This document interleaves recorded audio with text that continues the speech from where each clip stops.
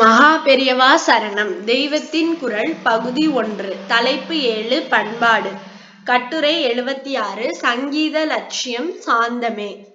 லோகத்தில் மனசுக்கு ரொம்பவும் ஆனந்தமாகவும் சாந்தமாகவும் இருக்கப்பட்ட பல விஷயங்களுக்கு அப்பர் சுவாமிகள் ஒரு லிஸ்ட் கொடுக்கிறார். இந்திரியங்களுக்கு அகப்படுகிற சுகங்கள் போல இருந்தாலும் நிரந்தரமான தெய்வீகமான ஆனந்தத்தையும் தருகிற வஸ்துக்களை சொல்கிறார். அந்த வஸ்துக்கள் என்ன?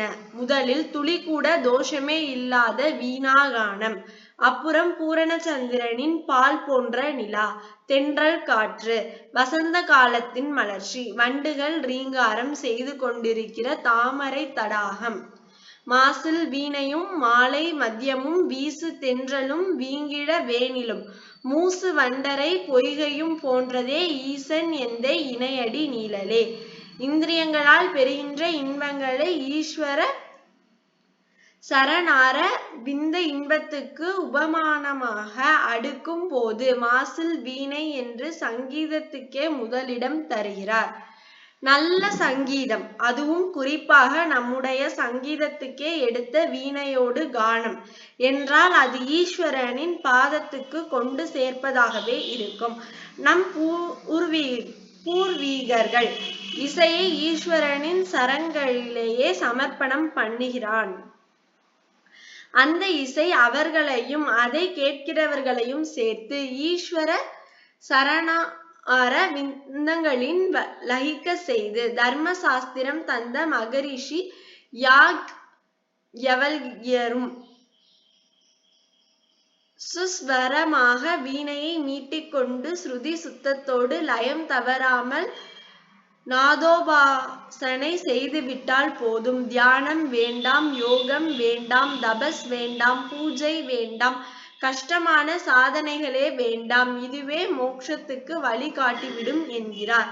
வீணா வாதன தத்வக்ஞ ஸ்ருதி ஜாதி விசாரத தாளக ச அப்ரியத்தனேன மோக்ஷ மார்கஸ ச கக்ஷதி.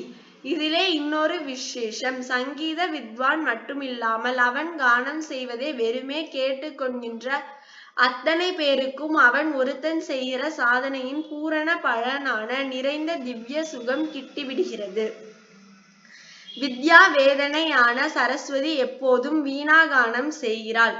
லௌகீகமான பாட்டே கூடாது, பகவானை பற்றித்தான் பாட வேண்டும். சரஸ்வதியும் பரமேஸ்வரனின் பலவித லீலைகளை பற்றித்தான் பாடுகிறாள் என்று சௌந்தர்ய லஹரி ஸ்லோகம் சொல்கிறது. ஆச்சாரியால் சௌந்தர்ய லஹரியில் அம்பாளின் கழுத்தழகை சொல்லும் போது அவளிடம் இருந்து சங்கீதம் முழுதும் பிறக்கிறது என்பதை வெகு அழகாக சொல்லுகிறார். கலே ரேகா ஸ்திரே என்று ஆரம்பிக்கும். கழுத்திலே 3 ரேகைகள் இருப்பது உத்தம ஸ்திரீ லட்சணம். புருஷ லட்சணம் என்று இங்கிலீஷில் சொல்கின்ற கழுத்திலே இருக்கப்பட்ட உருண்டையான படைப்பு. ஈஸ்வரன் ஆழகாலத்தை தொண்டையில் கோழிக்குண்டு மாதிரி அடக்கி கொண்டார் அல்லவா? ஆண்கள் எல்லோரும் அவனது ஸ்வரூபம் என்பதற்கு அடையாளமாகவே உத்தம புருஷர்களின் தொண்டையில் இப்படி உருண்டை இருக்கிறது. அதே மாதிரி ஸ்திரீகள் யாவரும் தேவி ஸ்வரூபம் என்பதால் அவளுடைய பரம மங்கள சின்னமான கழுத்து ரேகைகள் 3 உத்தம பெண்களிடமும் இருக்கிறது. இதை ஆச்சாரியால் வர்ணிக்கும் போது சங்கீதத்தில் ஷஷ்ட்ய கிராம, மத்திய கிராம, காந்தார கிராமம் என்று 3 வரிசைகள் ஸ்கேல் கேமுட் உண்டு.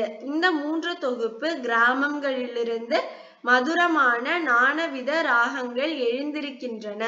அம்மா, நீயே சங்கீதத்தின் கதிகளிலும் கமங்களிலும் மகா நிபுணை. அந்த 3 சங்கீத கிராமங்களும் உன் கண்டத்திலிருந்துதான் பிறந்தன. அதற்கு அடையாளமாகவே அது ஒவ்வொன்றுக்கும் உரிய ஸ்வரங்கள் தொண்டைக்குள் எந்தெந்த இடத்தில் பிறந்து எந்தெந்த இடத்தில் முடிகின்றன என்று எல்லை வகுத்து காட்டுவது போல வெளிப்பட இந்த 3 ரேகைகளும் உன் கழுத்தில் காணப்படுகின்றன என்கிறார். அத்வைத பரமாச்சாரியார்களுக்கு சங்கீதத்தில் எத்தனை பாண்டித்யம் இருந்தது என்பதும் இங்கே தெரிய வருகிறது.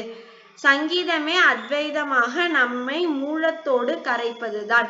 ஷாகத் அம்பிகை வீணா தாரிணியான சியாமலாம்பி கையாக விளங்குவதை காளிதாசர் நவரத்தின மாளிகையில் சரிகமபத நிற தாம் என்று பாடுகிறார். அவள் தாம் பாடுகிற சங்கீதத்தால் அவளுடைய மிருதுவான இருதயமும் அதற்கு உள்ளே இருக்கின்ற அத்வைதமான சாந்தமும் மிருதுல சுவாந்தம் வெளிப்படுகின்றன என்கிறார். இதிலிருந்து என்ன தெரிகிறது என்றால், எத்தனை உணர்ச்சி பரவசங்களை தூண்டிவிட்டாலும் சாந்தம்தான் சங்கீதத்தின் முடிந்த முடிவாக இருக்க வேண்டும். சங்கீதத்தாலேயே அன்பு என்கின்ற மிருதுவான இருதயம் ஏற்படுவதாகவும் தொனிக்கிறது.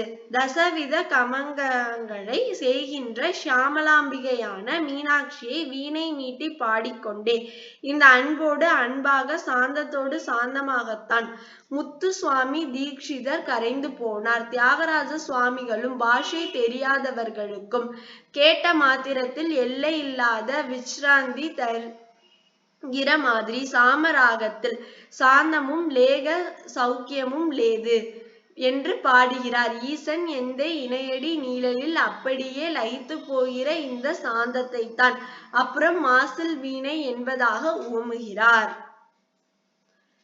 ஜெய ஜெய சங்கர, ஹர ஹர சங்கர, காஞ்சி சங்கர, காமகோடி சங்கர.